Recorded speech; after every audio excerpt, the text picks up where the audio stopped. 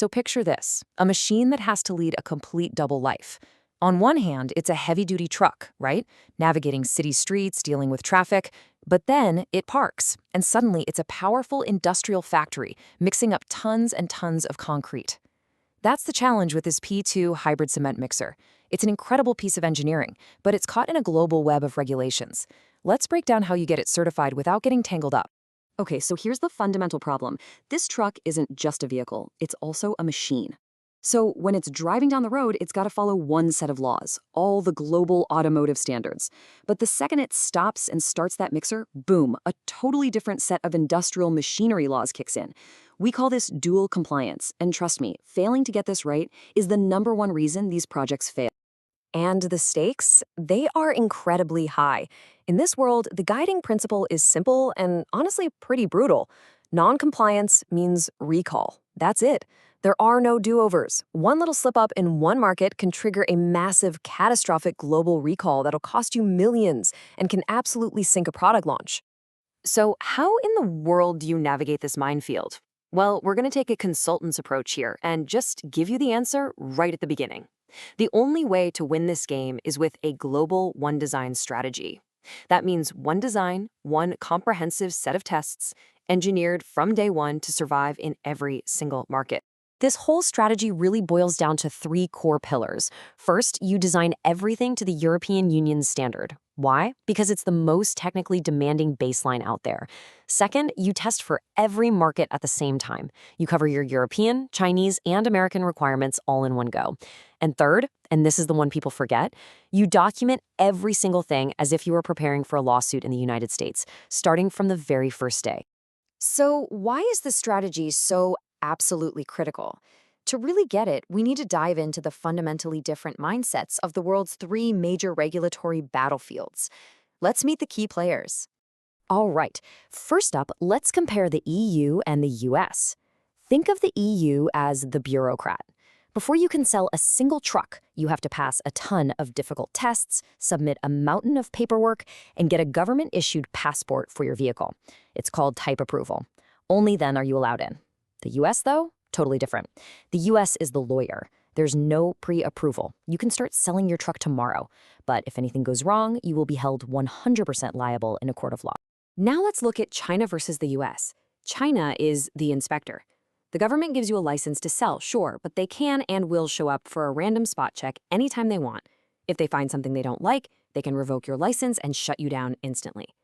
The US, once again, the lawyer, doesn't give you any kind of license. All of the risk stays with you, the manufacturer, for the entire life of the product. So let's just quickly sum that up. The EU has the toughest pre-market gauntlet to run. China operates with a fast-paced system, but you're always under the threat of a post-market inspection. And the US? Well, the US brings by a huge margin the highest legal risk. You see, you just can't use the same approach for all 3. It just doesn't work. To really drive home just how dangerous this can be, let's zoom way in on a single critical technical difference. This one example perfectly illustrates why designing for just one market is a guaranteed recipe for failure somewhere else. Let me ask you this. What do you think is the single deadliest gap in high-voltage safety regulations between the world's major markets?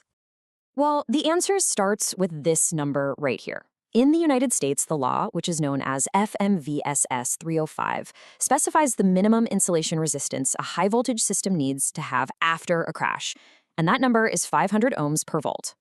So what does that actually mean in the real world? For a pretty standard 400-volt system, like the one in our cement mixer, this means you need an insulation resistance of at least 200,000 ohms, even after the vehicle has been in a serious collision. It's all about protecting first responders from the risk of electrocution. Now, let's look at the standard for Europe, ECE R100. Their requirement, just 100 ohms per volt. I mean, the difference is huge. For that exact same 400-volt system, Europe only requires an insulation of 40,000 ohms. That's a 5-fold difference. And this right here is the trap. If your engineering team designs a system that just barely meets the European standard, it is guaranteed to be considered illegal and unsafe by American standards. You know, this brings us to a really powerful way to think about it. The European standard, ECE R100, is a passport.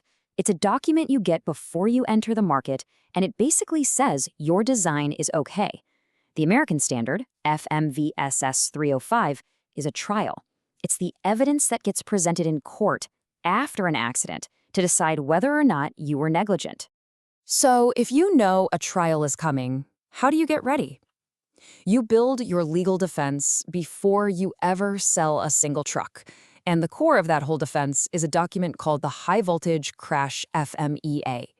An FMEA, that's a failure mode and effects analysis, is a standard engineering tool to figure out what could go wrong. But when you're talking about the US market, it's so much more than that. It is the absolute heart of what we call your defensible compliance file. This is the document your lawyers are going to use to prove you did everything reasonably possible to make that vehicle safe. And you have to write it completely differently. You have to analyze every single crash mode, front, side, rear, you name it. You have to focus on failures caused by the crash itself, like wires getting sheared or batteries getting punctured. You have to actually admit that these failures are reasonably foreseeable. But here's the most important part. You have to remember that your primary audience isn't another engineer. It's a plaintiff's attorney who is actively looking for any tiny hole in your logic to exploit. This brings us right to the end, to the final, and I've got to say, most costly warning. Ignoring this global defense-first strategy comes with a terrifyingly high price tag. And here it is, straight from the source.